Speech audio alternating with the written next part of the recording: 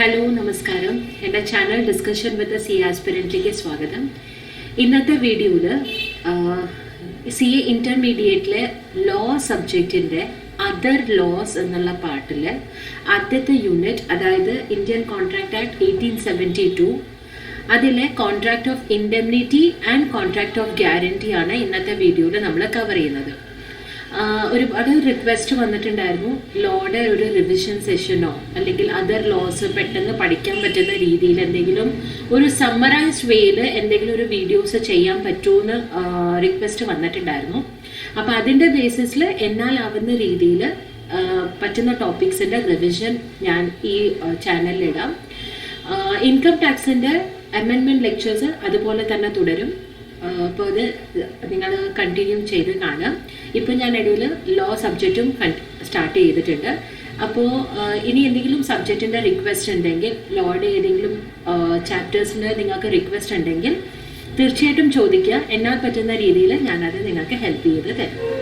Okay, അപ്പോൾ നമുക്ക് time waste ചെയ്യാണ്ട് യൂണിറ്റിലേക്ക് പോവാം. Contract of indemnity and contract of guarantee. അപ്പോൾ first of all contract of indemnity, contract of guarantee. ആദ്യം നമ്മൾ ഇൻഡെംനിറ്റി പഠിക്കാം. ഇൻഡെംനിറ്റി എന്ന് വെച്ചാൽ nothing but protection against losses. അപ്പോൾ ലോസസിന് അഗെയിൻസ്റ്റ് നമ്മൾ പ്രൊട്ടക്ഷൻ എടുക്കുകയാണെങ്കിൽ അതിനെയാണ് നമ്മൾ കോൺട്രാക്ട് ഓഫ് ഇൻഡെംനിറ്റി എന്ന് പറയുന്നത്. അതായത് ഫോർ എക്സാമ്പിൾ, ഇതിൽ ഞാൻ എക്സാമ്പിൾസ് എടുത്ത് നിങ്ങൾക്ക് പറഞ്ഞുതരാം. അപ്പോൾ നിങ്ങൾക്ക് കുറച്ചും കൂടെ അത് ഒരു ക്ലാരിറ്റി വരും. For example, there is a person called as A and another person called as B. ഞാൻ നോർമലി എക്സാമ്പിൾ സിമ്പിൾ വേർഡ്സ് ആയിട്ട് സിമ്പിൾ എക്സാമ്പിൾസ് എടുത്ത് പറഞ്ഞുതരാം. there is a person called as A, another person called as B. Story ഞാൻ പറയാം. A is a new entrant, അതായത് മാർക്കറ്റിൽ ആദ്യമായിട്ട് വന്നിട്ടുള്ള ഒരാളാണ്. അപ്പോൾ അയാളെ വിശ്വസിച്ച് ആരും ബിസിനസ് ചെയ്യുന്നില്ല. ബിസിനസ് എന്ന് വെച്ച് കഴിഞ്ഞാൽ buying goods, selling goods, giving loan, taking loan, എന്ത് വേണമെങ്കിൽ നമുക്ക് ഇതിനകത്ത് കൺസിഡർ ചെയ്യാം. അപ്പോൾ എനെ വിശ്വസിച്ച് ആരും ബിസിനസ് ചെയ്യുന്നില്ല. അപ്പോൾ എന് desperately A wants B to do business with him. അതായത് എക്ക് വേണം ഈ ബി അയാളുടെ കൂടെ ബിസിനസ് ചെയ്യണമെന്ന്. അപ്പോൾ എ ബിയുടെ അടുത്ത് പോകുന്നു. എ ബിയുടെ അടുത്ത് പോയിട്ട് ബിനോട് പറയുന്നു, B please do business with me, എൻ്റെ കൂടെ നീ ബിസിനസ് ചെയ്യുക. അപ്പോൾ ബി പറയുന്നത്, നീ പുതിയ ഒരാളാണ്, നിന്റെ കൂടെ ബിസിനസ് ചെയ്തിട്ട് എനിക്ക് വല്ല നഷ്ടം വന്നാൽ അത് ആരെ നികത്തി തരും? അപ്പോൾ ബി അങ്ങനെ ചോദിക്കുമ്പോൾ എ പറയുന്നു, you do please business with me, ഞാൻ കാരണം നിനക്ക് എന്തെങ്കിലും നഷ്ടം വരികയാണെങ്കിൽ അത് ഞാൻ നിനക്ക് നികത്തി തരാം. അപ്പൊ അതിനെയാണ് നമ്മൾ കോൺട്രാക്ട് ഓഫ് ഇൻഡെംനിറ്റി എന്ന് പറയുന്നത്. അപ്പോൾ എ ബിനോട് പറയാണ്, B please do business with me, എൻ്റെ കൂടെ ബിസിനസ് ചെയ്തിട്ട് നിനക്ക് എന്തെങ്കിലും നഷ്ടം വരികയാണെങ്കിൽ അത് ഞാൻ നികത്തി തരാം. അതിനെയാണ് കോൺട്രാക്ട് ഓഫ് ഇൻഡെംനിറ്റി എന്ന് പറയുന്നത്. ഓക്കെ, ഈ എക്സാമ്പിളും കൂടി കഴിഞ്ഞിട്ട് ഞാൻ നിങ്ങൾക്ക് കംപ്ലീറ്റ് ഡെഫിനേഷൻ പറഞ്ഞുതരാം.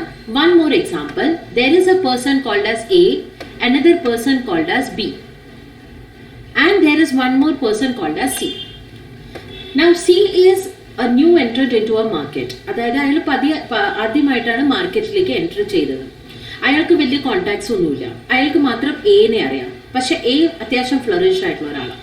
അപ്പോൾ എ സിനോട് ചോദിച്ചു, നിന്റെ ബിസിനസ് എങ്ങനെയാണ് നടക്കുന്നത്? സി പറഞ്ഞു, എൻ്റെ ബിസിനസ് ഒട്ടും നല്ലതല്ല, ആരും എനിക്ക് ഗുഡ്സ് സപ്ലൈ ചെയ്യുന്നില്ല, ആരും എനിക്ക് ലോണിൽ പൈസ തരുന്നില്ല, അപ്പോൾ എനിക്ക് എൻ്റെ മാർക്കറ്റ് വളരെ വീക്കായി നടക്കണം, എൻ്റെ ബിസിനസ് ഭയങ്കര ഡൗൺ ആണ്. അപ്പൊ എ സിനോട് ചോദിച്ചു, നീ എന്തുകൊണ്ട് ഇൻഡെംനിറ്റി ട്രൈ ചെയ്യുന്നില്ല? അപ്പൊ സി പറഞ്ഞു, അതും ഞാൻ ട്രൈ ചെയ്ത് നോക്കി, പക്ഷെ അതും എന്നെ ആരും വിശ്വസിച്ച് എനിക്ക് ഗുഡ്സ് ഒന്നും സപ്ലൈ ചെയ്യുന്നില്ല. അപ്പോൾ എ സിനോട് പറഞ്ഞു, നിൽക്കും, ഞാൻ ബിയുടെ അടുത്ത് പോയി സംസാരിക്കാം. എ ബിനോട് പറഞ്ഞു, B please listen, please do business with C, സിയുടെ കൂടെ ഒന്ന് താൻ ബിസിനസ് ചെയ്യും.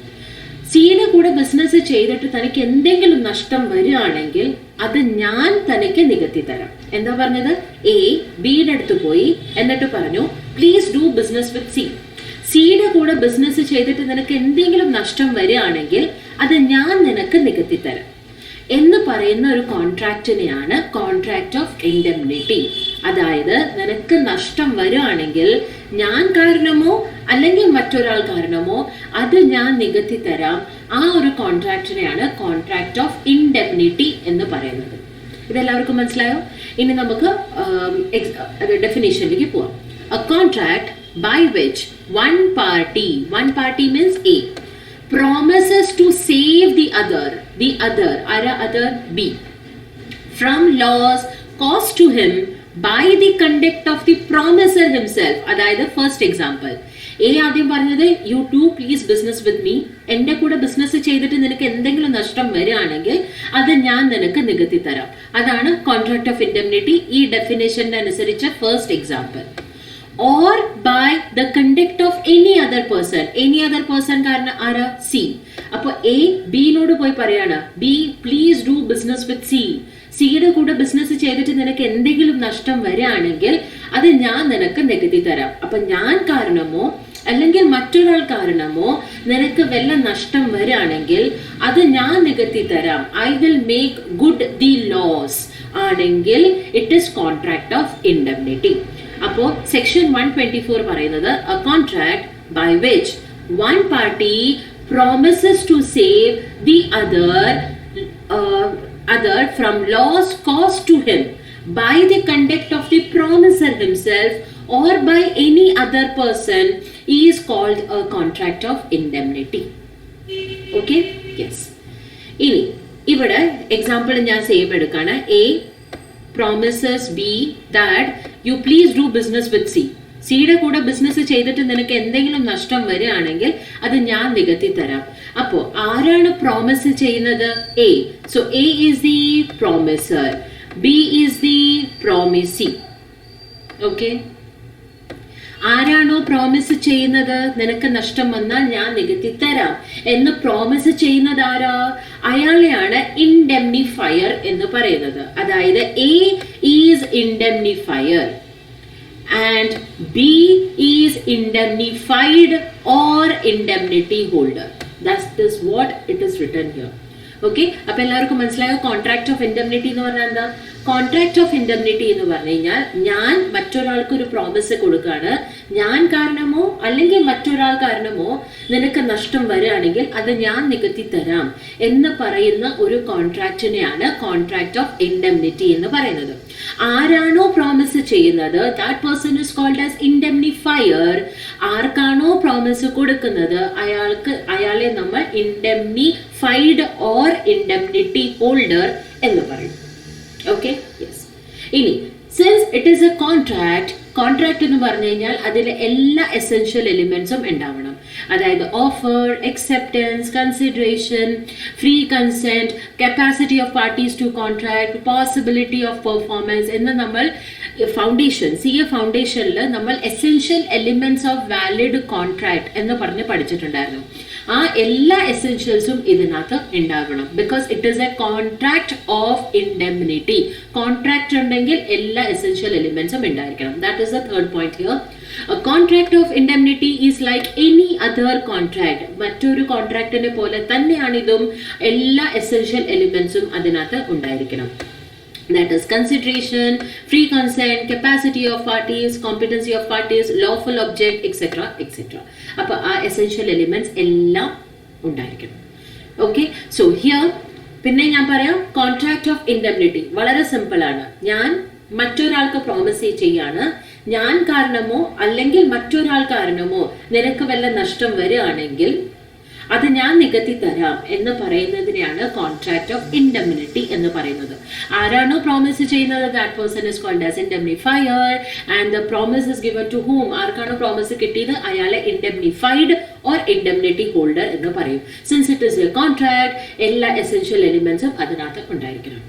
ഓക്കെ, ഇനി മാം ഇതിനകത്ത് പറയുന്നുണ്ട് നിനക്ക് എന്തെങ്കിലും നഷ്ടം വന്നാൽ അത് ഞാൻ നിനക്ക് നികത്തി തരാം. മാഡം എന്ത് നഷ്ടത്തിനെ കുറിച്ചാണ് പറയുന്നത്? എന്താണ് നിങ്ങൾ നികത്തി കൊടുക്കാൻ പോകുന്നത്? നൗ ഫോർ എക്സാമ്പിൾ, എ ബിനോട് പോയി പറഞ്ഞു you please do business with C. സിയുടെ കൂടെ ബിസിനസ് ചെയ്തിട്ട് നിനക്ക് എന്തെങ്കിലും നഷ്ടം വരികയാണെങ്കിൽ ഞാൻ അത് നിനക്ക് നികത്തി തരാം. Okay, four example B supplied goods of ₹1 lakh. 1 ലക്ഷം രൂപയുടെ ഗുഡ്സ് ബി സിക്ക് സപ്ലൈ ചെയ്തു. അപ്പൊ സി എന്താ ചെയ്യുന്നത്? സി അതിന് പേയ്മെന്റ് കൊടുക്കണം. But C defaults, C payment കൊടുക്കുന്നില്ല. ഓക്കെ, അപ്പോ ബി എയുടെ അടുത്ത് പോയി ചോദിക്കും, സി നീ പറഞ്ഞിട്ടാണ് ഞാൻ സിയുടെ കൂടെ ബിസിനസ് ചെയ്തത്, ഞാൻ അയാൾക്ക് 1,00,000 രൂപയുടെ ഗുഡ്സ് സപ്ലൈ ചെയ്തു, പക്ഷെ ഇപ്പൊ അയാൾ എനിക്ക് പൈസ തരുന്നില്ല, അപ്പൊ നീ എനിക്ക് 1,00,000 രൂപ താ. മാഡം, ഈ 1,00,000 രൂപയാണോ ഡാമേജസ് എന്ന് പറയുന്നത്? No, a big no. അതായത് ബി ഇൻഫാക്ട് എയുടെ അടുത്ത് പോയിട്ട് 1,00,000 രൂപ ചോദിച്ചു കഴിഞ്ഞാൽ എ ഓടിച്ചിട്ട് കളയും. അതായത് എ പറഞ്ഞത്, നീ അയാളുടെ കൂടെ ബിസിനസ് ചെയ്തിട്ട് നിനക്ക് വല്ല നഷ്ടം വരികയാണെങ്കിൽ അത് ഞാൻ നികത്തി തരാം എന്നാണ് പറഞ്ഞത്. Because there is A thin line difference between contract of indemnity and contract of guarantee. Contract of indemnity, നിനക്ക് ലോസ് വന്നാൽ ഞാൻ നിനക്ക് നികത്തി തരാം. അപ്പൊ നിങ്ങൾ പറയും, മാഡം ഈ 1,00,000 ലോസ് അല്ലേ? നോ, ഈ 1,00,000 ലോസ് അല്ല. കാരണം ഇതാണ് ഗ്യാരണ്ടി. ഗ്യാരണ്ടിനകത്ത് എന്താ പറയുന്നത്? അയാൾ പേയ്മെന്റ് ചെയ്തില്ലെങ്കിൽ ഞാൻ പേയ്മെന്റ് ചെയ്യാം, അയാൾ പെർഫോം ചെയ്തില്ലെങ്കിൽ ഞാൻ പെർഫോം ചെയ്യാം. That is, if he does not make the payment, I will make the payment. If he does not perform, then I will perform എന്നാണ് ഗ്യാരണ്ടി പറയുന്നത്. പക്ഷെ ഇവിടെ it is contract of indemnity. അതായത് നിങ്ങൾക്ക് നഷ്ടം വന്നാൽ അത് ഞാൻ നിങ്ങൾക്ക് നികത്തി തരാം. ഇനി മാഡം എന്ത് നഷ്ടത്തിനെ കുറിച്ചാണ് പറയുന്നത്? എന്തൊക്കെയാ നഷ്ടം വരാൻ പോകുന്നത് ബീന്? നാ ഫോർ എക്സാമ്പിൾ,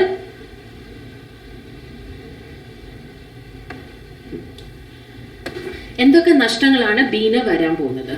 ഫോർ എക്സാമ്പിൾ ഞാൻ ഇവിടെ പിന്നെ എഴുതിയെടുക്കാം. A is a person, B other person, C is the third person. A പറഞ്ഞു ബീനോട് please do business with C. അത് കേട്ടിട്ട് ബി അയാൾക്ക് 1,00,000 റുപ്പീസിന്റെ ഗുഡ്സ് സപ്ലൈ ചെയ്തു. സി അതിന് പകരം അയാൾക്ക് പൈസ കൊടുക്കണമായിരുന്നു, പക്ഷെ സി ഡിഫോൾട്ട് ചെയ്തു. അപ്പോ ബി എന്ത് ചെയ്യും? ബി ഈ കേസിൽ സീനെ സ്യൂ ചെയ്യും. Can B do that? Yes, ബിക്ക് സീനെ സ്യൂ ചെയ്യാം. ഓക്കെ, അപ്പൊ ബി സീനെ സ്യൂ ചെയ്തു. സ്യൂ ചെയ്താൽ in our country nothing comes for free.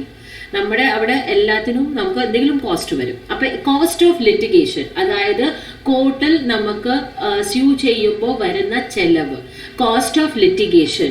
ഈ ലിറ്റിഗേഷൻ അതായത് സി കാരണം അയാൾക്ക് കോർട്ടിൽ പോണ്ടി വന്നു, അതായത് ബിന് കോർട്ടിൽ പോണ്ടി വന്നു.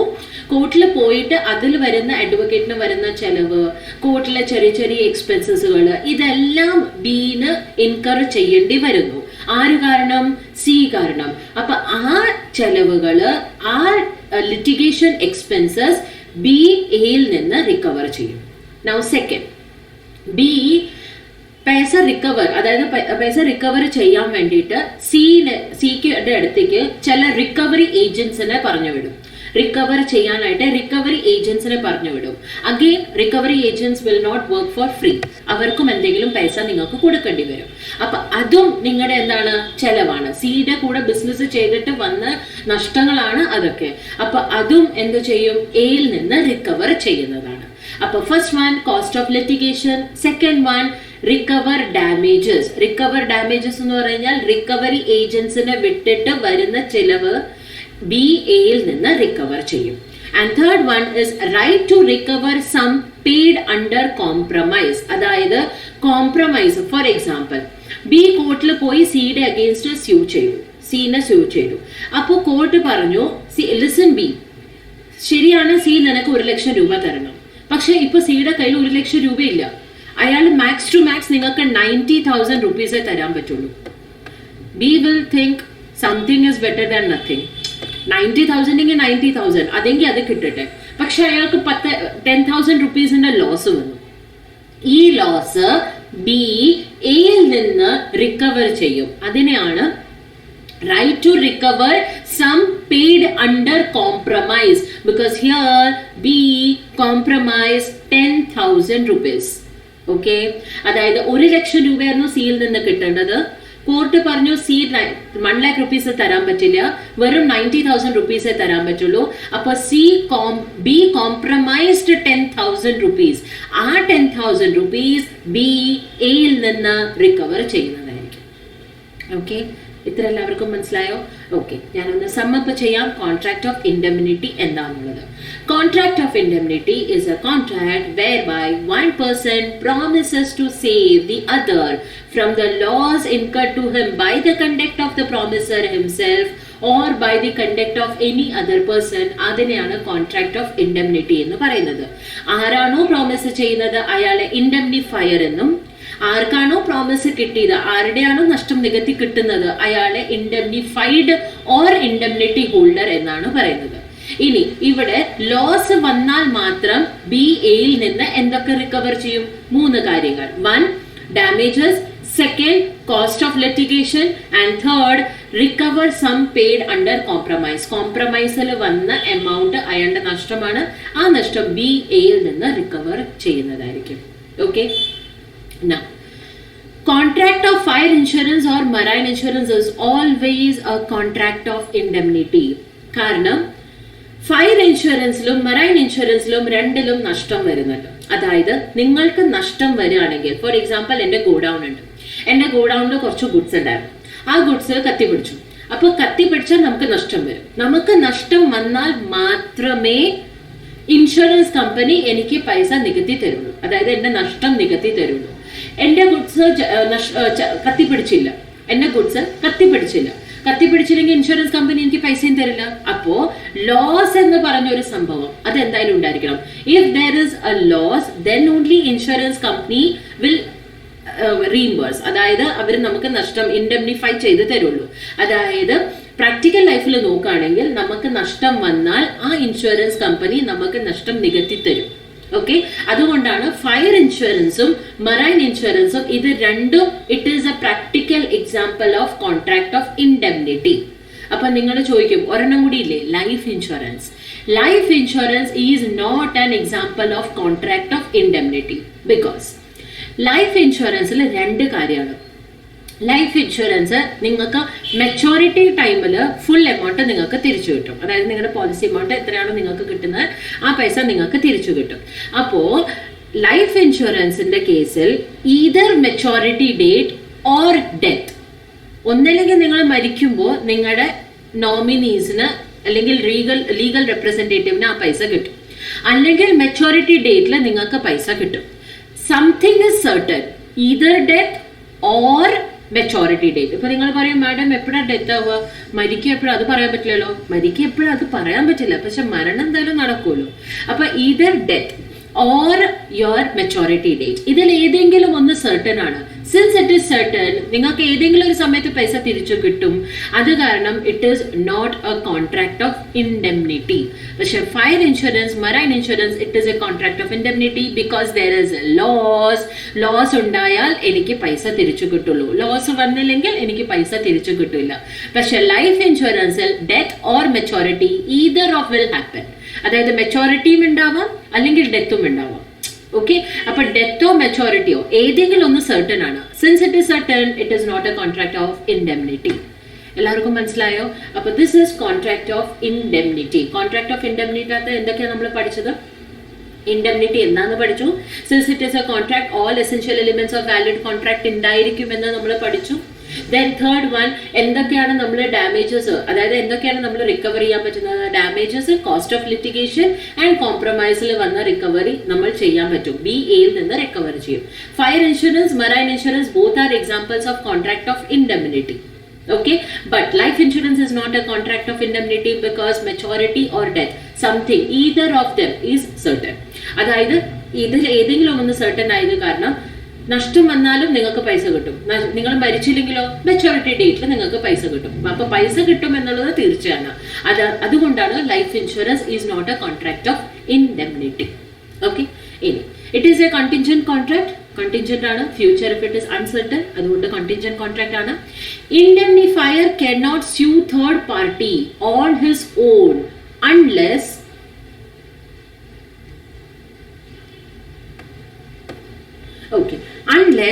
there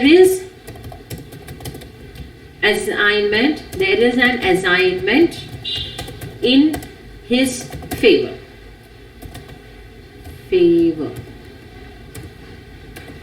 Line ഇവിടെ മിസ്സിംഗ് ആണ്. Unless there is an assignment in his favor. Okay. Unless there is an assignment in his favor. എന്ന് വെച്ചാൽ എന്താ? For example, same example ഞാൻ എടുക്കാം. A requested B that please do business with C. B C A പറഞ്ഞ് കേട്ടിട്ട് സിയുടെ കൂടെ business ചെയ്തു, പക്ഷെ C defaults. Okay, can B sue C? Yes. Can A sue C? No. Why? Because there is no contract between A and C. അപ്പൊ നിങ്ങൾ പറയും A സിനെ ഒരിക്കലും സ്യൂ ചെയ്യാൻ പറ്റില്ല, സ്യൂ ചെയ്യാൻ പറ്റില്ല. പക്ഷെ ഒരു കേസിൽ എ സിനെ സ്യൂ ചെയ്യാം. എപ്പോഴാണത്? If B transfers his all rights to A, then A can sue C.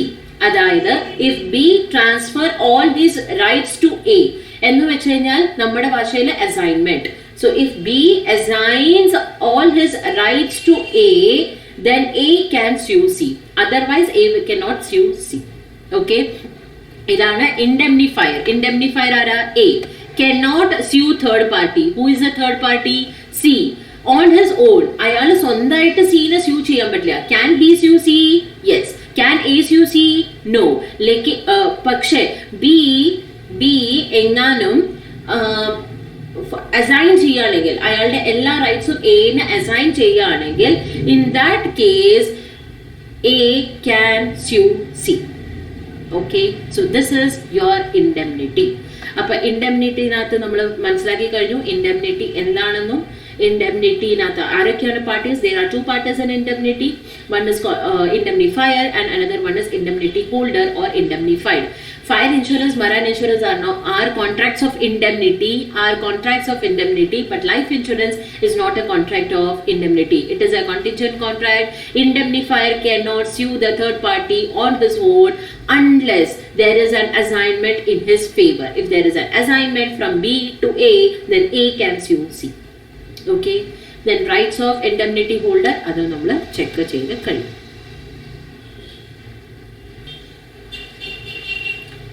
Okay, now let's check the second part, that is guarantee. Guarantee എന്ന് വെച്ചാൽ എന്താ? Simple.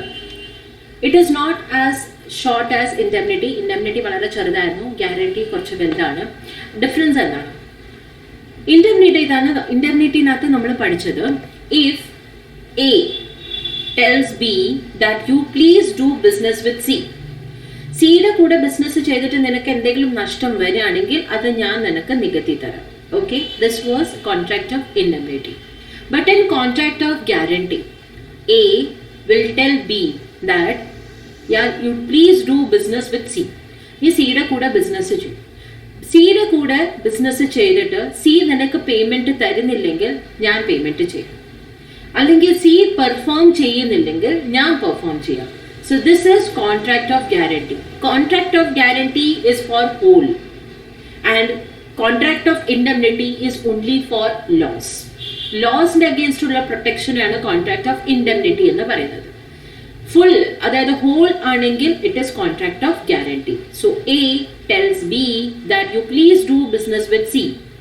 And if C does not make the payment or C defaults, then I will make the payment.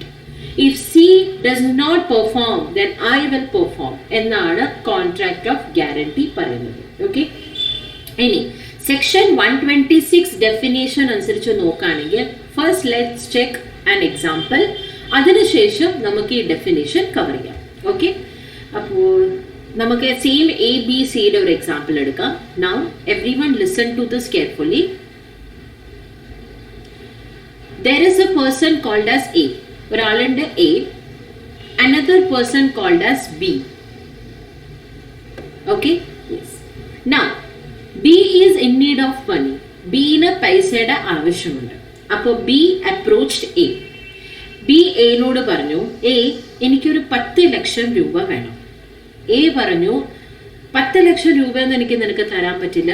തരാം, but you bring a guarantor. Okay, guarantee തരാനായിട്ട് ഒരാളെ നീ കൊണ്ടുവരികയാണെങ്കിൽ ഞാൻ നിനക്ക് 10 ലക്ഷം രൂപ തരാം എന്ന് എ ബിയിനോട് പറഞ്ഞു. Okay, so B approach C. Okay, സിനെ കണ്ടപ്പോ, ആൻഡ് സി ഞാനിവിടെ ക്ലാരിഫൈ ചെയ്യാം, C is brother of B. അതായത് സി ബിയുടെ ബ്രദറാണ്, brother of B. Okay, story മനസ്സിലായല്ലോ? There is a person called as A and another person called as B. ബിക്ക് പൈസയുടെ ആവശ്യം ഉണ്ടായിരുന്നു. ബി എയുടെ അടുത്ത് പോയി. എ പറഞ്ഞു 10 ലക്ഷം രൂപ എനിക്ക് നിനക്ക് തരാൻ പറ്റില്ല. Suppose if you bring a guarantor, അങ്ങനെയാണെങ്കിൽ ഞാൻ നിനക്ക് 10 ലക്ഷം രൂപ തരാം. അപ്പോ ബി സിയുടെ അടുത്ത് പോയി. C is brother of B. അപ്പൊ സിനെ കണ്ടു, ഗ്യാരണ്ടി തന്നു സി. അപ്പോ എ പറഞ്ഞു ഓക്കെ ഞാൻ നിനക്ക് 10 ലക്ഷം രൂപ തരാം. Okay, so A gave 10 lakh rupees to B as loan. B promised that he will repay it with 10% interest. അതായത് repay plus 10% interest.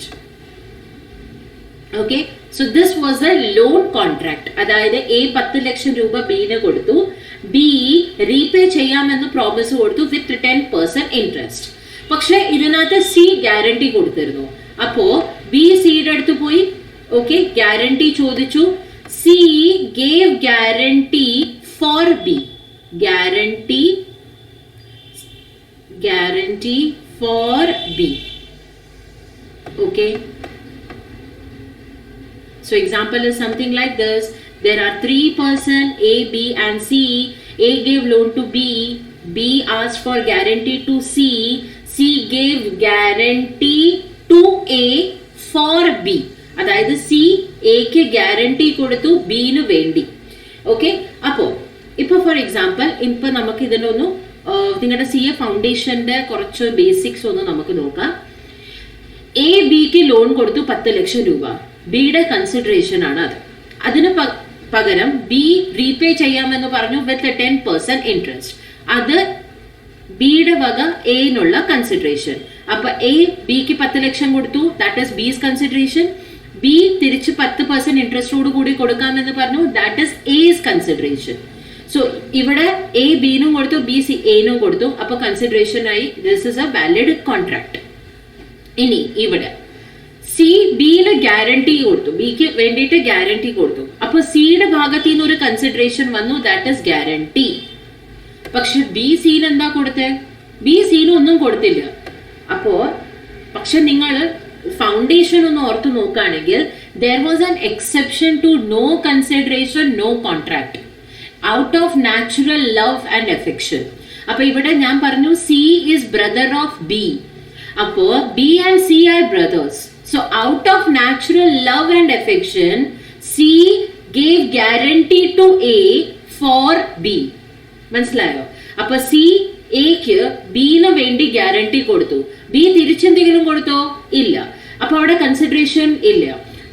Even there is no consideration, still it is a contract because it is an exception to no consideration, no contract. No consideration, no contract. നമ്മൾ first one ഓർമ്മയുണ്ടെങ്കിൽ ഫൗണ്ടേഷനിൽ നമ്മൾ പഠിച്ചിട്ടുണ്ടായിരുന്നു. If there is, it is out of natural love and affection, past voluntary service, time barred debt, bailment, agency.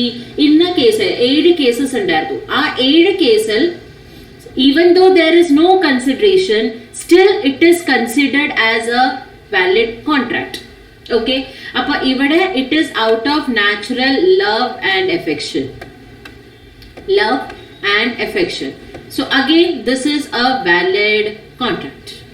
Okay, so A and B യുടെ ഇടയിലുള്ള loan contract, it is a valid contract. B and C യുടെ ഇടയിൽ it is not an actual guarantee contract because B C ന് ഒന്നും കൊടുക്കുന്നില്ല. it is a love and affection. C B ക്ക് വേണ്ടി A ന് എന്താ കൊടുക്കുന്നത്? ഗ്യാരണ്ടി കൊടുക്കുന്നുണ്ട്. അപ്പൊ actual contract is between A and C. So C gave guarantee to A for B. So C gave guarantee to A for B. Okay, guarantee to A for B.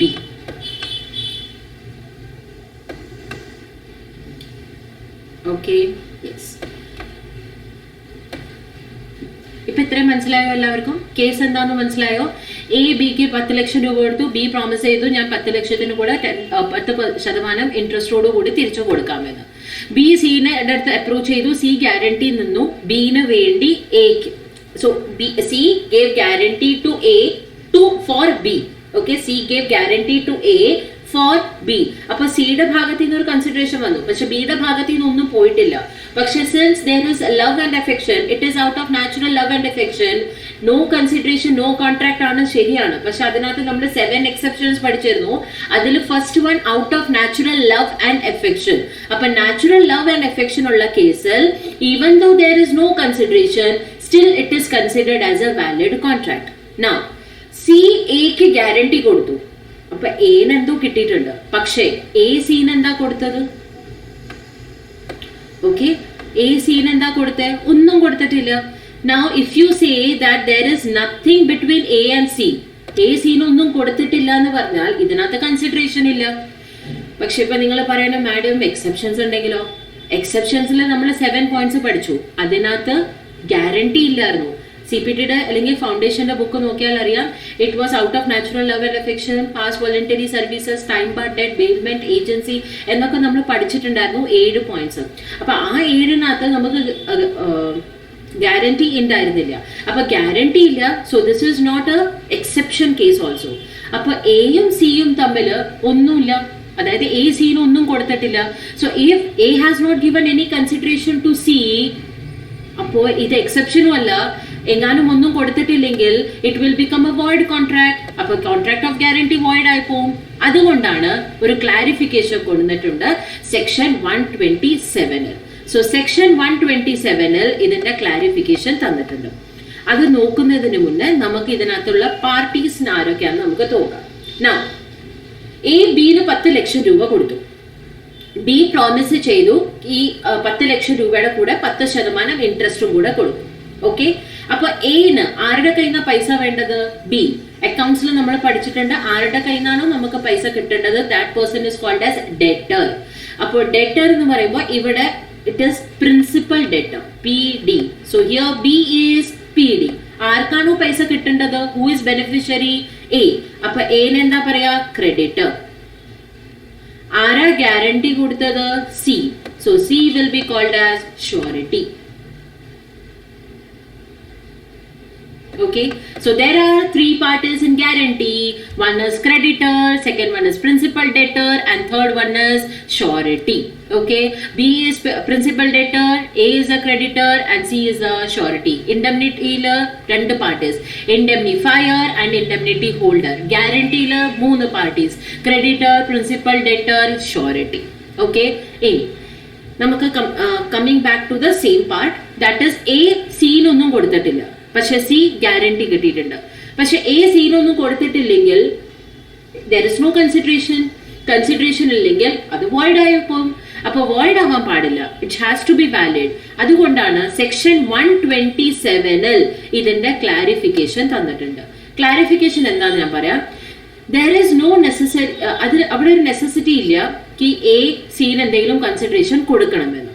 Okay, ഞാൻ ഷീറ്റിലേക്ക് പോവാം. No consideration is required for contract.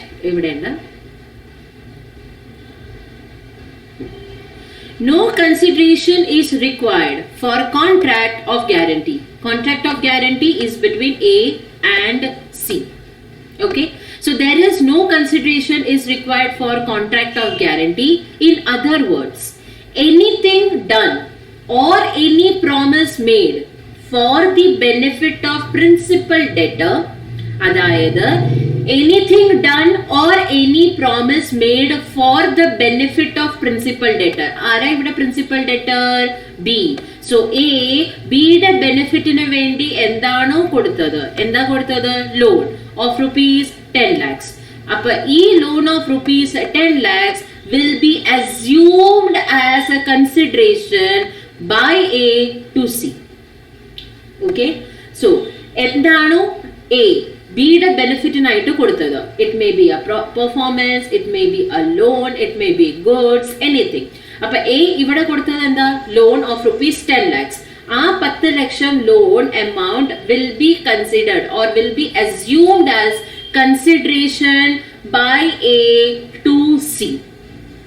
Okay, so this is section 127.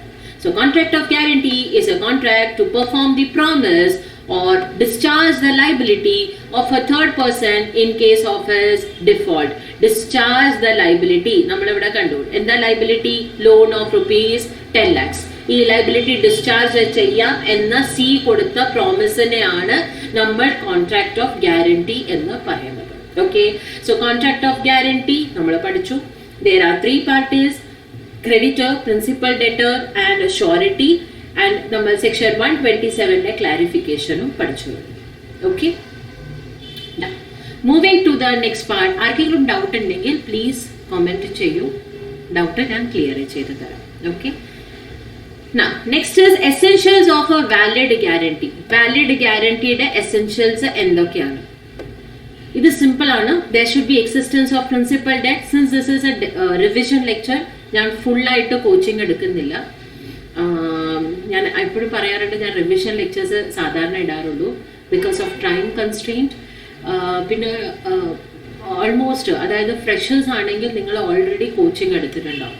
അപ്പം നിങ്ങൾക്ക് just revision ഓർത്ത് വെക്കാനായിട്ട് അല്ലെങ്കിൽ എന്തെങ്കിലും conceptual clarity വേണമെങ്കിൽ ആ കേസസിലാണ് നമ്മൾ ഇങ്ങനത്തെ റിവിഷൻ ലെക്ചേഴ്സ് ഒക്കെ കണ്ടക്ട് ചെയ്യുന്നത്. Okay, existence of principal debt. Principal debt ഉണ്ടായിരിക്കണം. Benefit to principal debtor is sufficient consideration but past consideration. ഇത് no consideration for a contract of guarantee. ഇത് ഇവിടെയാണ് വരുന്നത്. Is no consideration. ഈ തേർഡ് പോയിന്റ് വേണ്ട. It will come here. is no consideration for a contract of guarantee. Consent of surety should not be obtained by misrepresentation or concealment of material fact. അപ്പോൾ ഈ essential elements of valid guarantee നിങ്ങൾക്കറിയാം. ഇത് വല്ല സംശയം ഉണ്ടെങ്കിൽ നിങ്ങൾക്ക് just ചോദിക്കാം. Okay, moving ahead. Nature of surety's liability ഞാൻ പിന്നെ പറയാം. എക്സാമ്പിൾസിൽ ആരൊക്കെയായിരുന്നു? A, B and C. A is creditor, B is principal debtor and C is surety. Okay, now surety's liability എന്തൊക്കെയാണ്? surety's liability of surety is coextensive with that of the principal debtor. liability of C is coextensive means it goes parallelly. okay, parallel ആണ്. അതായത് C and B യുടെ liability it is parallel, coextensive. അതായത് if A discharge the liability of B, this is B, this is C. B and C, the liability it is parallel. Suppose A discharge the liability of B, then C's liability is automatically discharged. So if B's liability is discharged, C's liability is automatically discharged. Hence it is called as coextensive. Coextensive means it goes parallelly. അതായത് B discharge ആയി കഴിഞ്ഞാൽ C will also be discharged. Okay, so nature of surety's liability as per section 128 of the act, the liability of surety is coextensive with that of the principal debtor unless it is otherwise provided by the contract. contractൽ മറിച്ചത് എന്തെങ്കിലും പറഞ്ഞിട്ടുണ്ടെങ്കിൽ അത് applicable ആവും. otherwise it is assumed as it is coextensive. so coextensive means it goes parallel. അതായത് if B is discharged, C is also discharged. okay, yes. next, kinds of guarantee. There are two types of guarantee: specific and continuing guarantee. Specific guarantee, continuing guarantee. Specific എന്ന് പറഞ്ഞു കഴിഞ്ഞാൽ ഒരു single debt or a single transaction. for example, നമ്മുടെ ഈ കേസിൽ it is a loan transaction. so this is a guarantee for a single debt. അതായത് ഒരു ഡെറ്റേ ഉള്ളൂ, 10 ലക്ഷത്തിന്റെ ഒരു debt.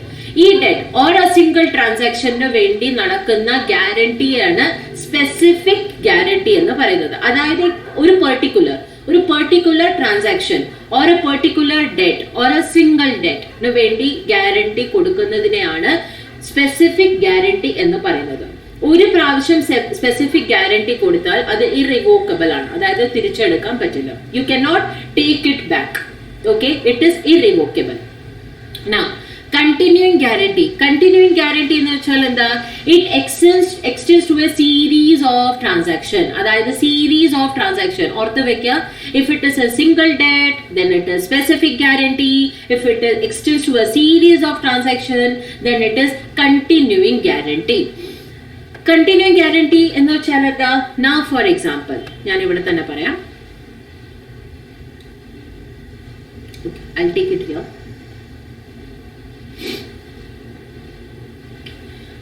Okay, for example, we can take the same example. There is a person called as A, another person called as B, third person called as C.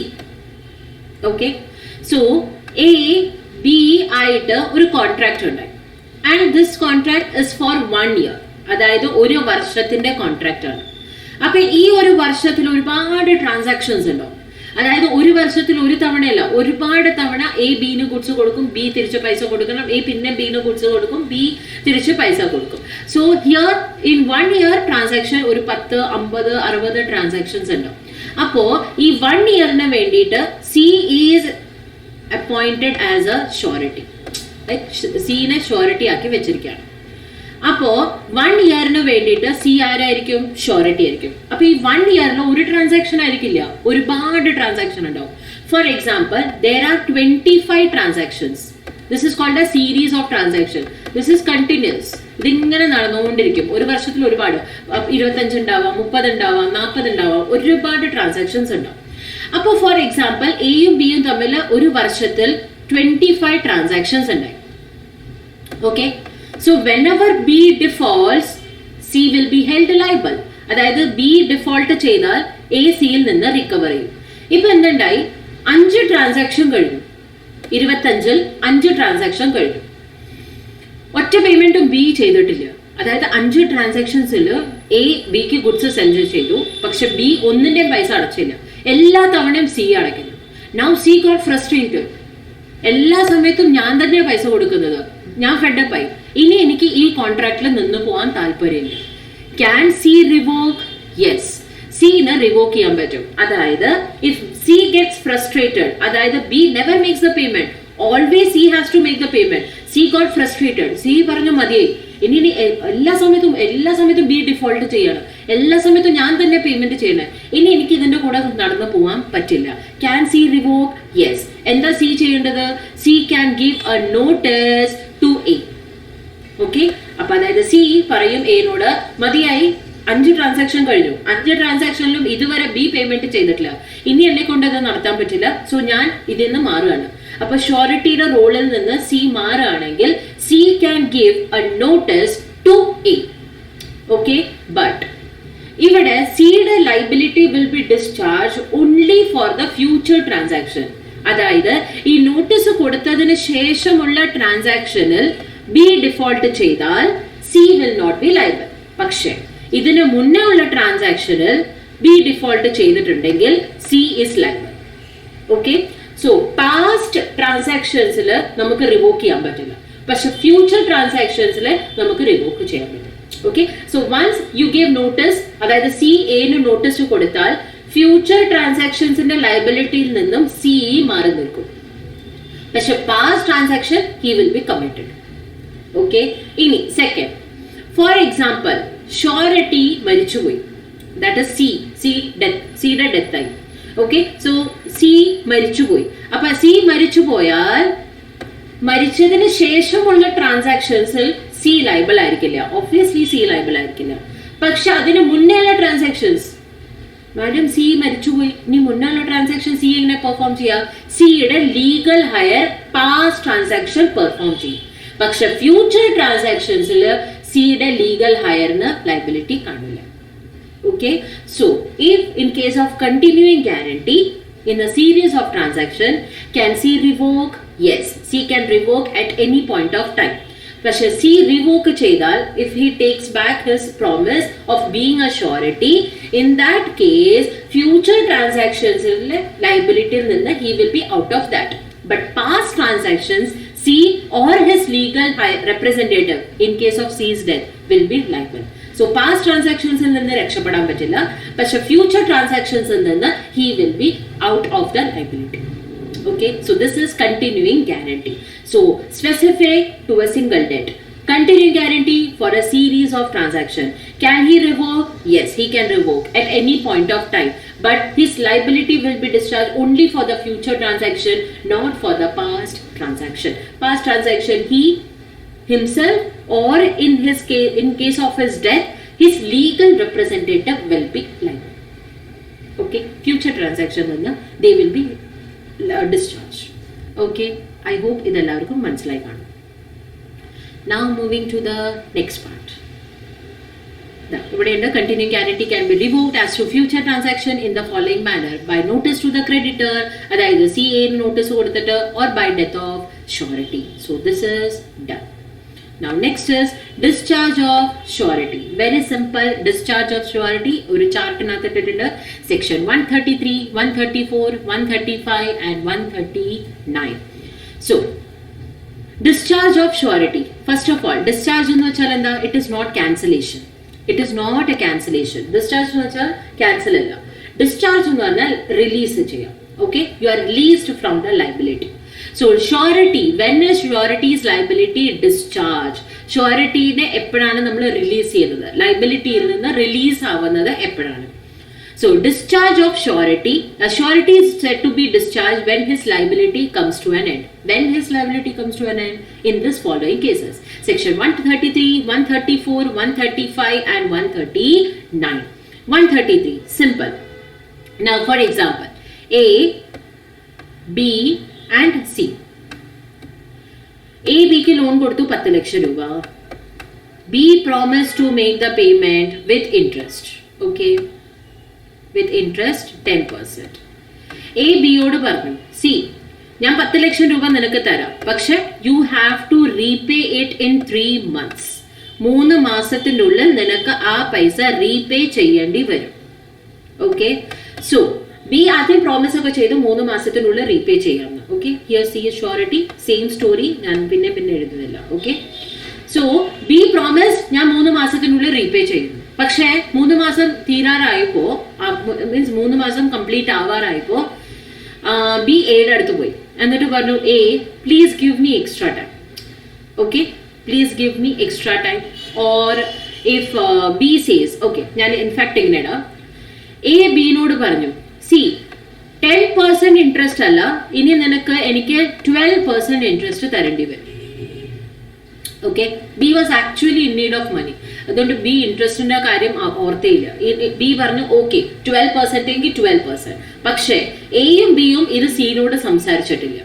അപ്പോ എയും ബിയും തമ്മിൽ any variance, any changes in the contract ചെയ്താൽ without the assent of C, അതായത് ഷ്യൂരിറ്റിയുടെ permission എടുക്കാതെ എയും ബിയും കോൺട്രാക്ടിന്റെ ഉള്ളിൽ വല്ല ചേഞ്ചസ് ചെയ്യുകയാണെങ്കിൽ C's liability will be discharged.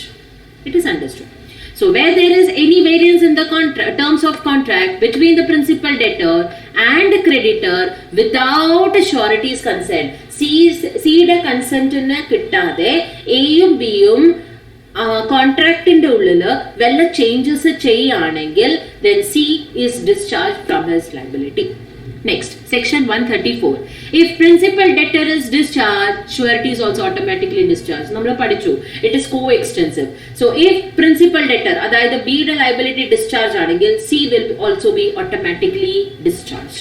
Next, suppose A gives additional time, അതായത് A ബിനോട് പറഞ്ഞു ഓക്കെ 3 മാസത്തിനുള്ളിൽ നീ പേയ്മെന്റ് ചെയ്യാൻ പറ്റില്ല അല്ലെ, okay, so I'll give you 1 more month extra. 1 month extra. Okay, പക്ഷെ ഈ 1 month extra എ ബിന് കൊടുത്ത കാര്യം സിനോട് പറഞ്ഞിട്ടില്ല. So again C's liability is discharged. So if there is any variance in the contract, second, principal debtor is discharged, then surety is discharged. If creditor gives extra time to or additional time to principal debtor without the consent of C, then C's liability is discharged. Now, if creditor fails to perform his duty, surety is discharged. If creditor fails to perform his duty, surety is discharged. എന്ന് പറഞ്ഞാൽ, for example, ഞാൻ പറയാം. Okay. For example, there is a person called as A. Okay. And ഇത് ഞാൻ നീലിമ. Okay, and there is a person called as X. Okay, so A the office la or accountant cum cashier the post vacant ആയിരുന്നു. Accountant cum cashier the post vacant ആയിരുന്നു. അപ്പൊ A എന്നോട് പറഞ്ഞു, Nilima please എനിക്ക് ആരെങ്കിലും ഒരു അക്കൗണ്ടന്റോ കാഷ്യറോ കിട്ടുകയാണെങ്കിൽ, ഞാൻ കുറെ അഡ്വർടൈസ്മെന്റ് ചെയ്തു ആരെയും കിട്ടിയില്ല, നിന്റെ പരിചയത്തിൽ ആരെങ്കിലും അക്കൗണ്ടന്റ് കം കാഷ്യറിന്റെ പൊസിഷനിൽ വരാൻ പറ്റും ചാൽ you just call him. Okay, അപ്പൊ ഞാൻ എക്സിന്റെ അടുത്ത് പോയി, എന്നിട്ട് എക്സിനോട് പറഞ്ഞു, സി അവിടെ ഒരു വേക്കൻസി ഉണ്ട്, അക്കൗണ്ടന്റ് അല്ലെങ്കിൽ കാഷ്യർ, ഇതിൽ ഏതെങ്കിലും ഒരു പോസ്റ്റിന്റെ നിനക്ക് ജോലിയുണ്ട്, നീ അവിടെ പോയിക്കോ. ഓക്കെ, എക്സ് ഇവിടെ ഇന്റർവ്യൂ കൊടുത്തു, ജോലി കിട്ടി. ഓക്കെ, എ എന്നോട് ചോദിച്ചു, നിലിമ ഈ എക്സ് പണിയൊക്കെ ശരിക്കും ചെയ്യില്ലേ? അപ്പൊ ഞാൻ പറഞ്ഞു, സി ശ്രദ്ധിച്ചു കേൾക്കാം, ഞാൻ പറഞ്ഞു, സി എ എക്സ് വൃത്തിയായി പണിയൊക്കെ ചെയ്യും, പക്ഷേ നീ എപ്പോഴും നീ അവന് കാഷ്യറിന്റെ പൊസിഷനാ കൊടുക്കുന്ന വെച്ചാൽ it is your duty to check the cash book regularly നിനക്ക് ക്യാഷ് ബുക്ക് ചെക്ക് ചെയ്യണം. ഓപ്പണിംഗ് ബാലൻസസ് എത്രയാ, ഡെയിലി ട്രാൻസാക്ഷൻസ് എത്ര ഉണ്ടാവണേ, ക്ലോസിംഗ് ബാലൻസ് എന്താ, നിനക്ക് റെഗുലർലി നിനക്ക് ക്യാഷ് ബുക്ക് ചെക്ക് ചെയ്യേണ്ടി വരും. ഓക്കെ, പിന്നെ അയാൾ എന്തെങ്കിലും പണി ഒപ്പിക്കുകയാണെങ്കിൽ അത് ഞാൻ നിനക്ക് പേയ്മെന്റ് ചെയ്യാം. നിനക്ക് like for example if X എന്തെങ്കിലും പൈസ എടുത്തു പോയി, അല്ലെങ്കിൽ എക്സ് നിനക്ക് എന്തെങ്കിലും ചെയ്തു, അങ്ങനെ വല്ല കേസ് വരികയാണെങ്കിൽ ഞാൻ ആ പൈസ നിനക്ക് തരും. Okay, so what now happened is A's duty, A is the creditor. Okay, ഞാൻ surety. Now what happens, A ഒരാഴ്ച ടൂറിന് പോയി. അപ്പൊ ഒരാഴ്ച ടൂറിന് പോയപ്പോ ക്യാഷ് ബുക്ക് വെരിഫൈ ചെയ്യാൻ പറ്റിയില്ല. എക്സ് ആ അവസരം വിട്ടൂല, അവസരം മുതലാക്കി എക്സ് ഡ്രോറിനകത്തുണ്ടായിരുന്ന പൈസ മുഴുവൻ എടുത്ത് ഓടിപ്പോയി. എ തിരിച്ചു വന്നു എന്നിട്ട് എന്നോട് പറഞ്ഞു, ഇതിലിപ്പോ നീ പറഞ്ഞ കാരണമാണ് ഞാൻ എക്സിനെ അപ്പോയിന്റ് ചെയ്തത്, ഇപ്പൊ എക്സ് എന്റെ പൈസ എടുത്തിട്ട് ഓടിക്കളഞ്ഞു. അപ്പൊ ഞാൻ എന്നോട് ചോദിച്ചു, എത്ര പൈസ എടുത്തു കൊണ്ടുപോയത്? എ പറഞ്ഞു, എനിക്ക് ഓർമ്മയില്ല, കാരണം ഞാൻ ഒരാഴ്ച ടൂറിൽ ഉണ്ടായിരുന്നില്ല, അപ്പൊ ഞാൻ ക്യാഷ് രജിസ്റ്റർ ചെക്ക് ചെയ്തില്ല. ഓക്കെ, ക്യാഷ് ബുക്ക് ഞാൻ വെരിഫൈ ചെയ്തില്ല. അപ്പൊ ഞാൻ പറഞ്ഞു, C now my liability is discharge. A പറഞ്ഞു, അതെങ്ങനെയാ? ഞാൻ പറഞ്ഞു, ഞാൻ നിന്നോട് പറഞ്ഞിട്ടുണ്ടായിരുന്നു, regularly it is your duty to verify the cash book. So if you fail then I am not responsible. അത് തന്നെയാണ് ഇവിടെ എഴുതിയിരിക്കുന്നത്. അതായത് if creditor fails to perform his duty then surety's liability is discharged. Okay, ഇതെല്ലാവർക്കും മനസ്സിലായോ? So discharge of liability simple ആണ്. Discharge of liability section 133, section 134, section 135 and section 139. If there is any variance in the contract, then surety's liability is discharged. If principal debtor is discharged, then surety is automatically discharged. If creditor gives additional time, then also surety is discharged. And if creditor fails to perform his duty, then also surety's liability is discharged. Okay, ഇനി നമുക്ക് മുന്നോട്ട് പോകാം. Non discharge of surety. ഇവിടെ normally സ്റ്റുഡൻസിന് ചില doubts വരാറുണ്ട്, അപ്പൊ ഞാൻ ഇവിടെ നിങ്ങൾക്ക് പറഞ്ഞു തരാം. Non discharge of surety, then rights of surety, invalid guarantee, contribution of co-sureties. This is very simple, contribution of co-sureties. Okay.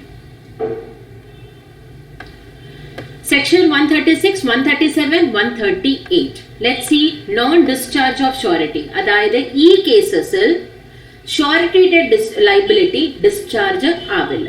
Okay, so section 136 ഞാൻ എക്സാമ്പിൾ ഇടാം. Same example, there is a person called as A, another person called as B, third person is called as C. A B ക്ക് loan കൊടുത്തു 10 ലക്ഷം രൂപ.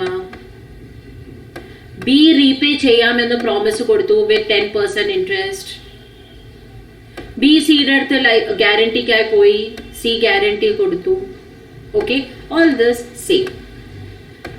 Now A ബിനോട് പറഞ്ഞിട്ടുണ്ടായിരുന്നു 10 ലക്ഷം രൂപ ഞാൻ നിനക്ക് തരാം, പക്ഷെ 3 മന്ത്സിന്റെ ഉള്ളിൽ നീ എനിക്ക് അത് റീപേ ചെയ്യണം. ഓക്കെ, 3 മന്ത്സിന്റെ ഉള്ളിൽ റീപേ ചെയ്യണം. So B promised that I will repay the amount. അതായത് ബി പ്രോമിസ് ചെയ്തു ഞാൻ 3 മാസത്തിനുള്ളിൽ റീപേ ചെയ്യണം. പക്ഷെ 3 മാസം ആവാറായപ്പോ B was sad. There came a person called as X. Okay, X ബിനോട് ചോദിച്ചു എന്ത് പറ്റി? X is brother of B. Okay,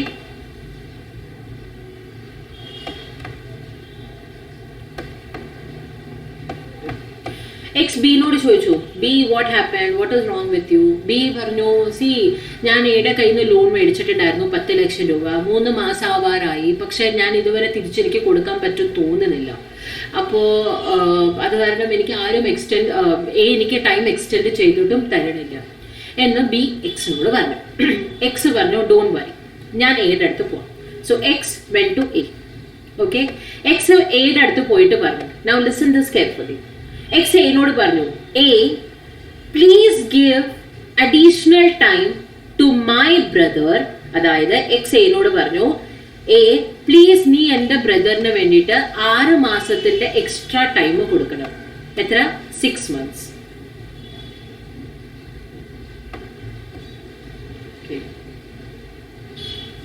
One second. Okay. X എന്നോട് പറഞ്ഞു, A please give additional 6 months time to my brother B. നീ എൻ്റെ ബ്രദറിന് 6 മാസം extension സമയം കൊടുത്താൽ ഞാൻ നിനക്ക് എൻ്റെ ഗുഡ്സ് ഡിസ്കൗണ്ടിൽ വിൽക്കാം. Okay, this is a contract between X and A. അതായത് എക്സ് എയുടെ അടുത്ത് പോയി പറഞ്ഞു, A please give additional time of 6 months to my brother B. നീ എങ്ങാനും അവന് 6 മാസത്തെ എക്സ്ട്രാ സമയം കൊടുക്കുകയാണെങ്കിൽ ഞാൻ എൻ്റെ ഗുഡ്സ് നിനക്ക് ഡിസ്കൗണ്ടിൽ തരാം. Okay, now in this case എക്സും എയും തമ്മിൽ ഒരു കോൺട്രാക്ട് ഉണ്ടായിട്ടുണ്ട്. അപ്പൊ ഈ കോൺട്രാക്ട് ഉണ്ടായിട്ടുണ്ടെങ്കിൽ C's liability is not discharged. എന്താ പറയുന്നത്? സിയുടെ ലൈബിലിറ്റി ഡിസ്ചാർജ് ആവുന്നതല്ല. യു വിൽ ആസ്ക്, എന്താ മാഡം ഇത്? എക്സും എയും തമ്മിൽ കോൺട്രാക്ട് നടന്നു, സിനോട് ചോദിച്ചിട്ട് പോലും ഇല്ല. അപ്പൊ സിയുടെ ലൈബിലിറ്റി എങ്ങനെയാണ് ഡിസ്ചാർജ് ആവുന്നത്? So the law says that it is presumed. Presumed എന്ന് പറഞ്ഞാൽ pre-assumption. അതായത് if X and A തമ്മിൽ ഒരു contract നടന്നിട്ടുണ്ടെങ്കിൽ law will presume that A has taken permission from C or A has taken the assent from C. അപ്പൊ നിങ്ങൾ ഒരു madam ഇവിടെ പക്ഷെ സിയുടെ കയ്യിൽ നിന്ന് ഒരു അസെന്റും എടുത്തിട്ടില്ല. പക്ഷെ ലോ പ്രിസ്യൂം ചെയ്യും ഈ സിയുടെ കയ്യിൽ നിന്ന് അസെന്റ് എടുത്തിട്ടുണ്ടെന്ന്. ഇഫ് സി സേസ് ദാറ്റ് എന്റെ കയ്യിൽ നിന്ന് അസെന്റ് എടുത്തിട്ടില്ല, then C will have to prove it. എന്റെ കയ്യിൽ നിന്ന് അസെന്റ് എടുത്തിട്ടില്ല. സി മിണ്ടാതിരുന്നാൽ ലോ പ്രിസ്യൂം ചെയ്യാ ഈ സിനോട് ചോദിച്ചിട്ടാണ് എയും എക്സുമായിട്ടുള്ള കോൺട്രാക്ട് നടത്തിയിരിക്കുന്നത്. So C's liability will not be discharged. Okay, so here there is a contract between X and A that if A give additional time to B, then X will sell his goods on discount to A. Law presume ചെയ്യും ki C നോട് ചോദിച്ചിട്ടാണ് ഇത് ചെയ്തതെന്ന്. നിങ്ങൾ പറയും madam പക്ഷെ സിനോട് ചോദിച്ചിട്ടേ ഇല്ലല്ലോ. ചോദിച്ചിട്ടില്ലെങ്കിൽ സിന് prove ചെയ്യേണ്ടി വരും ki എന്നോട് ചോദിച്ചിട്ടില്ല എന്ന്. Otherwise law will presume that സിനോട് ചോദിച്ചിട്ടാണ് ഇത് ചെയ്തിട്ടുള്ളത്. Okay, so this is your section. So this is your section 136. Surety not discharged when agreement made with third person to give time to principal debtor. Surety അതായത് C is not discharged when agreement made with third person to give time to principal debtor. Principal debtorന് extra time കൊടുക്കാൻ creditor എങ്ങാനും third person ആയിട്ട് contract ചെയ്യുകയാണെങ്കിൽ, agreement ചെയ്യുകയാണെങ്കിൽ it is assumed that ഷുവറിറ്റിനോട് ചോദിച്ചിട്ടാ ചെയ്തേന്ന്. ഷുവറിറ്റിനോട് ചോദിച്ചിട്ടില്ലെന്ന് നിങ്ങൾ പറയുകയാണെങ്കിൽ surety has to prove it. Okay, next one. Mere forbearance on the part of the creditor to sue the principal debtor does not, in the absence of any provision in the guarantee to the contrary, discharge the surety. Mere forbearance എന്ന് വെച്ചാൽ mere delay. For example, ഈ same example ഞാൻ എടുക്കാം. Now C tells A. C എന്നോട് പറയാം, നോക്ക് ബിയുടെ കയ്യിൽ നിന്ന് നിനക്ക് 10 ലക്ഷം കിട്ടാനുണ്ട്. ഓക്കെ, നീ ബിയുടെ കയ്യിൽ നിന്ന് പൈസ കിട്ടിയില്ലെങ്കിൽ ഇമ്മീഡിയറ്റ്ലി എൻ്റെ അടുത്ത് വരരുത്. You try what ever you can do. എന്നിട്ടും ആവുന്നില്ലെങ്കിൽ മാത്രം എൻ്റെ അടുത്ത് വരിക. ഇതാണ് സി എന്നോട് കൊടുത്ത ഇൻസ്ട്രക്ഷൻ. അതായത് ആദ്യം നീ സ്യൂ ചെയ് ബീനെ, ദെൻ പ്രോപ്പർട്ടി വിൽക്കുക, അതെല്ലാം കഴിഞ്ഞിട്ടും നിനക്ക് പൈസ കിട്ടുന്നില്ലെങ്കിൽ നീ എൻ്റെ അടുത്ത് വാ, അപ്പൊ ഞാൻ നിനക്ക് പൈസ തരാം. Okay. A said okay. Now what happens? A ബിക്ക് 10 ലക്ഷം രൂപ കൊടുത്തു. B defaults. എ എന്ത് ചെയ്തു? ഡയറക്ട്ലി സിയുടെ അടുത്ത് പോയില്ല. എ വിചാരിച്ചു ഓക്കെ ബിനെ സ്യൂ ചെയ്യണം, ഇന്ന് ചെയ്യാം, നാളെ ചെയ്യാം, മറ്റന്നാൾ ചെയ്യാം എന്ന് വിചാരിച്ച ദിവസങ്ങൾ കടന്നുപോയി. അത് കഴിഞ്ഞപ്പോൾ 1 മാസം കഴിഞ്ഞപ്പോൾ എ ബിനെ സ്യൂ ചെയ്തു. എ ബിനെ സ്യൂ ചെയ്തു 1 മാസത്തിന് ശേഷം, 1 മന്തിന് ശേഷം എ ബിനെ സ്യൂ ചെയ്തു. പക്ഷേ സ്യൂ ചെയ്തു എന്നിട്ടും എ ബിയുടെ കയ്യിൽ നിന്ന് പൈസ റിക്കവർ ആയില്ല. അപ്പോ എ സിയുടെ അടുത്ത് പോയി എന്നിട്ട് പറഞ്ഞു നോക്ക് ഞാൻ സ്യൂ ചെയ്തു പക്ഷെ എനിക്ക് പൈസ കിട്ടിയില്ല. അപ്പൊ സി പറഞ്ഞു നീ 1 മാസം ഡിലേ ചെയ്തു സ്യൂ ചെയ്യാൻ, അപ്പോ എന്റെ liability discharge. What is this? Law പറഞ്ഞു why are you getting excited? നീ എന്തിനാ എക്സൈറ്റഡ് ആവുന്നത് ബീനെ സ്യൂ ചെയ്യാൻ വേണ്ടി? So mere delay in suing part C's liability will not be discharged. അതായത് എ 1 മാസം 2 മാസം 3 മാസം അയാൾ ഡിലേ ചെയ്തേന് you can not make a statement that my liability is discharge. No, നിന്റെ ലൈബിലിറ്റി അവിടെ തന്നെ ഉണ്ടാവും. അപ്പോ എ ബി സ്യൂ ചെയ്യാൻ 1 മാസം വൈകിയാലും സിയുടെ liability of surety, liability as a surety will not be discharged. അത് അവിടെ തന്നെ ഉണ്ടാവും. Mere forbearance, just a delay in suing part, it will not save you or it will not release your liability. Your liability എന്ന് വെച്ചാൽ C, ഷോറിറ്റിയുടെ liability നിന്ന് സിക്ക് release ചെയ്യാൻ പറ്റില്ല. Okay, so this is what your section Section 137 is. Then Section 138, where there are co-sureties, a release by the creditor of one of them does not discharge the other, neither does it free the surety so released. ഇവിടെ തന്നെ ഞാൻ example തരാം. There are 3 co-sureties. Co-sureties എന്ന് വെച്ചാൽ suppose for example A, B and C. Okay, these are sureties all together and co-sureties individually. A is a co-surety, B is a co-surety, C is a co-surety, and these 3 are together called as sureties. Okay, now for example X എനിക്ക് loan തന്നു. Okay, X gave loan to Nilima. നീലിമയ്ക്ക് directly loan കൊടുത്തില്ല, surety ഗ്യാരണ്ടിക്ക് ആൾക്കാർ വേണമെന്ന് പറഞ്ഞു. അപ്പൊ ഞാൻ എ ബി സി 3 പേരെ കൊണ്ടുവന്നു. Okay, now what happen? എനെ എക്സ് ഡിസ്ചാർജ് ചെയ്തു from his liability. Now if A is discharged from the liability, then it does not mean that B and C is discharged. അതായത് ഷുവറിറ്റീസിൽ ഒരു co-suretyയുടെ ലൈബിലിറ്റിനെ discharge ചെയ്താൽ it does not mean that other 2 co-sureties are discharged from their liability. A നെ discharge ചെയ്താൽ A മാത്രമേ discharge ആവുള്ളൂ, B and C will not be discharged.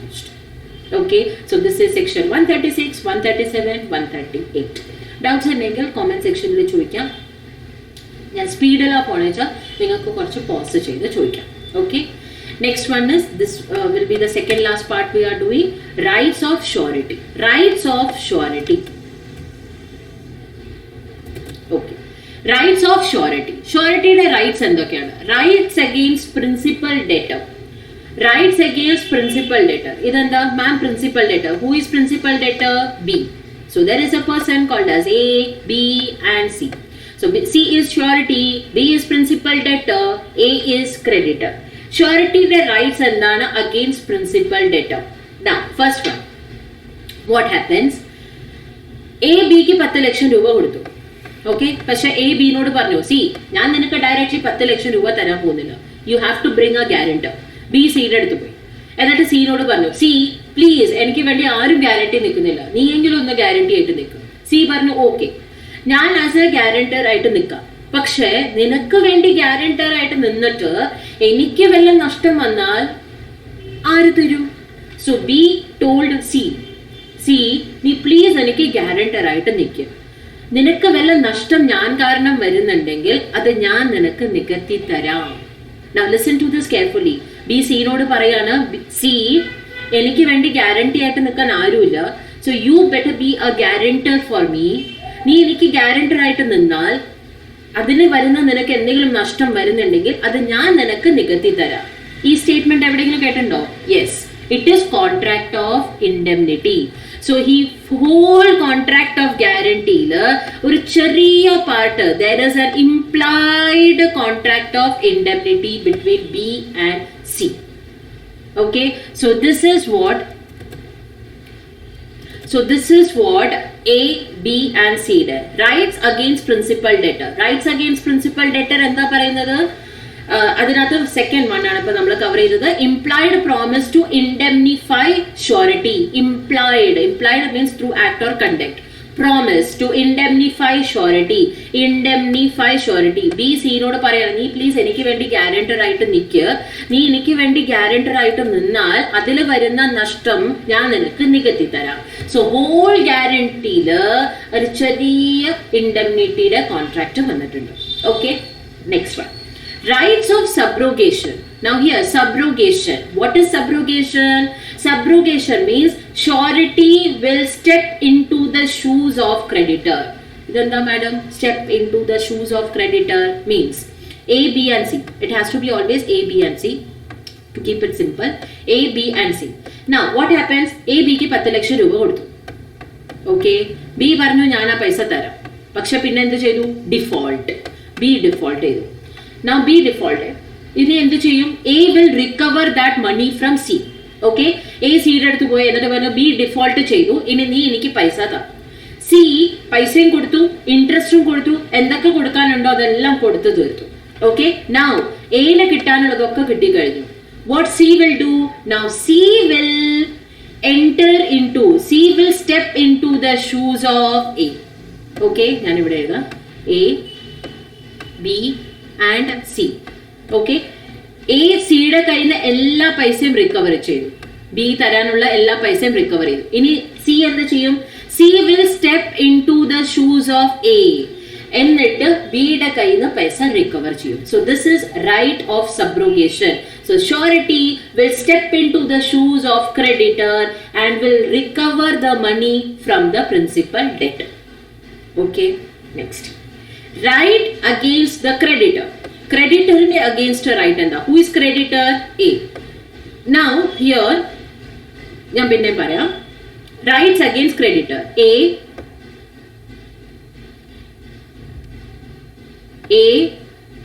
B and C. There are 3 parties. A, B and C. Now A ഇവിടെ double protection ഉണ്ടായിരുന്നു. എന്താണ് double protection? A ബിനോട് പറഞ്ഞു, C ഞാൻ നിനക്ക് 10 ലക്ഷം രൂപ തരാം, പക്ഷെ നീ എന്താലോ എനിക്ക് കുറച്ച് സെക്യൂരിറ്റീസ്, ഓക്കെ, സെക്യൂരിറ്റീസ് നിനക്ക് എന്ത് ചെയ്യേണ്ടി വരും? എൻ്റെ അടുത്ത് പ്ലെഡ്ജ് ചെയ്യേണ്ടി വരും. ഓക്കെ, സെക്യൂരിറ്റീസ് പ്ലെഡ്ജ് ചെയ്യേണ്ടി വരും. അതുകൂടാതെ എനിക്ക് ഒരു ഗ്യാരണ്ടറും വേണം. That is C is a surety, this is a first protection and security, ബിയുടെ സെക്യൂരിറ്റിയും കിട്ടി അയാൾക്ക്. This is a second protection. Now what happens? B defaults. B പൈസ കൊടുത്തില്ല. അപ്പൊ A എന്ത് ചെയ്തു? സിയുടെ അടുത്ത് പോയി. സിനോട് പറഞ്ഞു, സി നോക്ക്, ബി എനിക്ക് പൈസ തന്നില്ല, അപ്പൊ നീ എനിക്ക് പൈസ താ. സി പൈസയും കൊടുത്തു, ഇൻട്രസ്റ്റും കൊടുത്തു, എന്തൊക്കെയാണെന്ന് വെച്ചാൽ അതെല്ലാം കൊടുത്തു തീർത്തു. Now what C will tell to A? C Aനോട് പറയും, A listen, നീ 10 ലക്ഷം രൂപ കൊടുത്തപ്പോ അയാളുടെ കയ്യിൽ നിന്ന്, ബിയുടെ കയ്യിൽ നിന്ന് സെക്യൂരിറ്റീസും മേടിച്ചിട്ടുണ്ടായിരുന്നു. ഇപ്പൊ നിനക്ക് കിട്ടാനുള്ളതൊക്കെ കിട്ടിക്കഴിഞ്ഞു. ഇനി ആ securities give it to me now because I am the person who wants to recover money from B. അപ്പൊ ഞാൻ ആ സെക്യൂരിറ്റീസ് വിറ്റിട്ട് ബിയുടെ പൈസ റിക്കവർ ചെയ്യും. So give that securities to me. So this is right against creditor. Okay, so surety ക്രെഡിറ്ററോട് പറയും, ഇനി ആ സെക്യൂരിറ്റി എനിക്ക് താ, കാരണം നിനക്ക് കിട്ടേണ്ടത് കിട്ടിക്കഴിഞ്ഞു. ഇനി ഞാനാണ് ആ person to whom the money has to be recovered. അപ്പൊ എനിക്കാണ് പൈസ റിക്കവർ ചെയ്യേണ്ടത്. അപ്പൊ നീ എനിക്ക് ആ സെക്യൂരിറ്റീസ് താ, ഞാൻ അതിനെ വിറ്റിട്ട് റിക്കവർ ചെയ്യാം. Okay, so this is rights of surety. Then next is invalid guarantee. Invalid guarantee എപ്പോഴാണ് invalid guarantee ആയിട്ട് കണക്കാക്കുന്നത്? Invalid guarantee if there is any misrepresentation, if there is a concealment, എന്ന് വെച്ചാൽ in short if there is fraud or misrepresentation, in that case it will be considered as it will be considered as invalid guarantee. Misrepresentation or concealment, fraud ആണ് in short. ഫ്രോഡോ മിസ്റെപ്രസെന്റേഷനോ ഉണ്ടായിട്ടാണ് guarantee കൊടുത്തിട്ടുണ്ടെങ്കിൽ it is invalid guarantee. Next one, where more than one surety is required, guarantee given by only one surety is invalid until others join. X നീലിമയ്ക്ക് പൈസ കൊടുത്തു, പക്ഷെ പൈസ കൊടുക്കുന്ന സമയത്ത് പറഞ്ഞു എനിക്ക് 3 ഷുവറിറ്റീസ് വേണം, എ ബി ആൻഡ് സി. പക്ഷെ 3 ഷുവറിറ്റീസ് വന്നു, ഷുവറിറ്റി ഒരാളെ കൊടുത്തുള്ളൂ, ആരാ? എ. ബിയും സിയും ഷുവറിറ്റി തന്നില്ല. അപ്പൊ എത്ര പാർട്ടീസാ വേണ്ടേ? 3 ഷുവറിറ്റീസിനെ വേണം. പക്ഷെ ഒരാളെ മാത്രമേ ഷുവറിറ്റി തന്നുള്ളൂ, ബാക്കി 2 പേരും ഷുവറിറ്റി തന്നിട്ടില്ല. So this is invalid guarantee. Okay, the last one is contribution of co sureties. Contribution ഒന്നും പറഞ്ഞിട്ടില്ലെങ്കിൽ it is 1:1:1.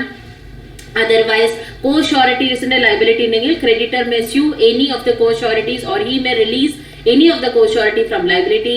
However, this does not free the surety, so release from his liability towards the other co-sureties. In നമ്മൾ പറഞ്ഞു കഴിഞ്ഞു co-suretiesന്റെ ഒരാളെ release ചെയ്ത് കഴിഞ്ഞാൽ പക്ഷെ ബാക്കിയുള്ളവരാരും release ആവുന്നതല്ല. ആരെയാണ് റിലീസ് ചെയ്ത് അയാൾ മാത്രമേ റിലീസ് ആവുള്ളൂ. Okay, then next one, mutual agreement between co-sureties. For example co-suretiesന്റെ ഇടയിൽ 1:2, 2:3 ഈ റേഷ്യോയിലാണ് ഇവര് ഷുവറിറ്റീനെ മ്യൂച്വൽ അഗ്രിമെന്റ് ആയിരിക്കുന്നത്. This is a ratio between them. ഇപ്പൊ അവര് അകത്ത് തന്നെ അവര് മ്യൂച്വലി തീരുമാനിക്കുകയാണ്, no we will change it to 1:1:1. Can they do that? Yes, they can do that. Any understanding, mutual agreement between debtors inter se, എന്ന് വെച്ചാൽ ഉള്ളിന്റെ ഉള്ളില് അവര് തമ്മിലുള്ള ഒരു മ്യൂച്വൽ അണ്ടർസ്റ്റാൻഡിങ്ങിൽ അവര് റേഷ്യോസ് ചേഞ്ച് ചെയ്യുകയാണെങ്കിൽ in that case it will not affect the rights of the creditor in any way, even if the creditor knew the arrangement between the debtors. So this is the end of indemnity and guarantee. ഒരു distinguish between ഉണ്ട്, അത് we have already understood. Indemnity എന്ന് വെച്ചാൽ എന്താ, guarantee എന്ന് വെച്ചാൽ എന്താന്ന് we have seen it, we have just completed it. അപ്പോൾ വിത്തിൻ 1 hour എനിക്ക് തോന്നുന്നു it is almost 1 hour 11 minutes we have completed contract of indemnity and contract of guarantee. അപ്പോൾ എല്ലാവരും പ്ലീസ് സബ്സ്ക്രൈബ് ചെയ്യുക. സബ്സ്ക്രൈബ് ചെയ്തതും മെസ്സേജ് ചെയ്ത ആൾക്കാർക്ക് ഒരുപാട് നന്ദിയുണ്ട്. Thank you so much. അപ്പോൾ ഇത്രയും നിങ്ങളിത് എല്ലാവർക്കും ഒന്ന് ഷെയർ ചെയ്യുക. ആരൊക്കെയാണ് ബെനിഫിറ്റ് വരുന്നതെന്ന് നമുക്ക് പറയാൻ പറ്റില്ല. So share it as much as it is possible. എൻ്റെ ലാംഗ്വേജിൽ എന്തെങ്കിലും ഒരു മനസ്സിലാവായോ അല്ലെങ്കിൽ ക്ലാരിറ്റി കുറവ് എന്തെങ്കിലും വരികയാണെങ്കിൽ പ്ലീസ് കമൻറ്റ് ചെയ്തിട്ട് എന്നോട് പറയാം, ഞാൻ ഇംപ്രൂവ് ചെയ്യാൻ ശ്രമിക്കാം. So even I am also in a learning stage. So നമുക്ക് ഒരുമിച്ച് പഠിക്കാവുന്നതാണിത്. അപ്പോൾ thank you so much. Subscribe ചെയ്തതിനും ഇനിയും സബ്സ്ക്രൈബും ലൈക്കും ചെയ്യുക. പിന്നെ മാക്സിമം ഇത് ഷെയർ ചെയ്യുക, ബാക്കിയുള്ളവർക്കും ഇതിൻ്റെ ബെനിഫിറ്റ് ഉണ്ടാവട്ടെ. Thank you so much. By.